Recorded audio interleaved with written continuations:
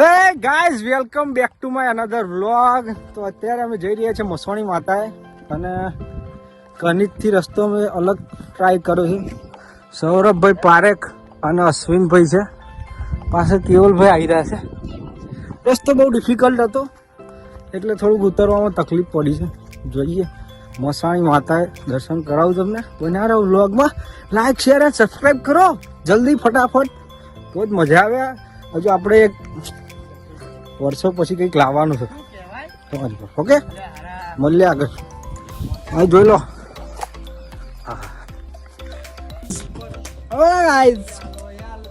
તો અહીંયાથી રસ્તો છે, આ રેલવે ક્રોસિંગ છે અને અહીંયા પુલ છે, બ્રિજ. કનેજ તરફથી આવો એટલે બ્રિજ મળશે તમને અને અહીંયાથી રસ્તો મળશે. તો આ રસ્તો સીધો જાય છે ત્યાં મંદિરે. હા,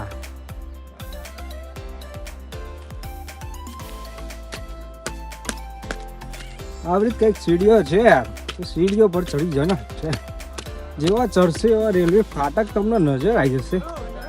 હા જોઈ લો, એ વાત ફાટક છે. આ બાજુ નેનપુર આવે છે, આ બાજુ કનિજ આવે છે.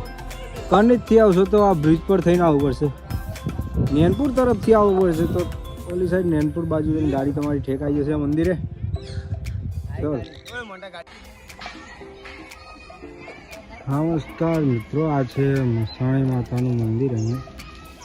ઓકે, અને જોવો બધા પબ્લિક, જમણવારની પણ વ્યવસ્થા છે, પાણી પીવાની વ્યવસ્થા છે, બધી વ્યવસ્થા અહીંયા છે.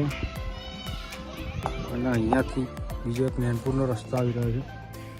રસ્તો ક્લિયર છે તો તમે આવી શકો છો ગાડી લઈને આરામથી. રિક્ષા પણ આવે છે છોકરાઓ માટે. અહીંયા લપસણી છે, હિંચકા છે, બધું છે.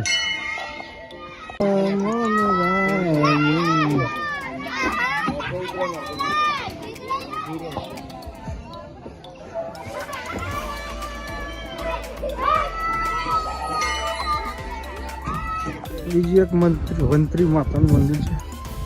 જો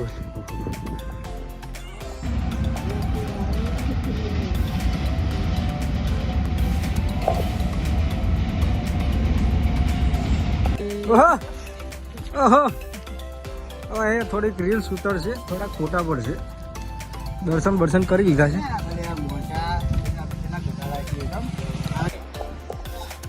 હા, ફોટો શૂટિંગ માટે આ નદીએ જવાની વિચાર છે.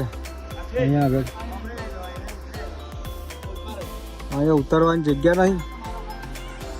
હો, પેલી સાઈડ થઈને જતા રહીએ. ગાડી બાડી નહીં આવતી, જોઈ લેજો. શું તો આપણે સીધા અમદાવાદ કાં તો નેનપુર જતા હોઈશું.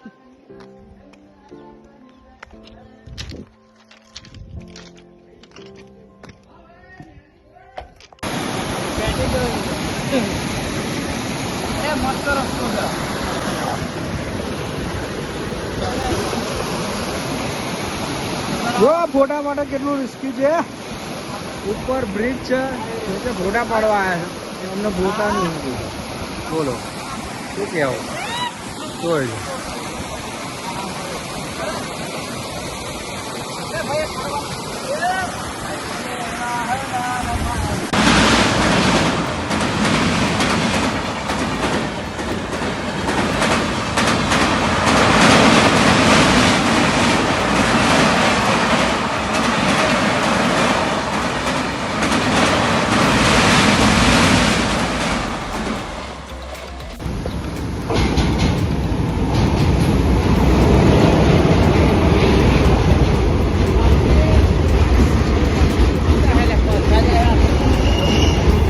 નમસ્તે. તો અહીંથી ચાલીને આખો પુલ પાર કરી ગાડી અહીં મૂકી હતી. હવે પુલની પેલ બાજુ જવાનું છે, બતાવીએ. ચલો. નમસ્તે, ઘરે આવી ગયા છે. વ્લોગને અહીંયા એન્ડ કરીએ. લાઈક શેર અને સબસ્ક્રાઈબ જરૂર કરજો.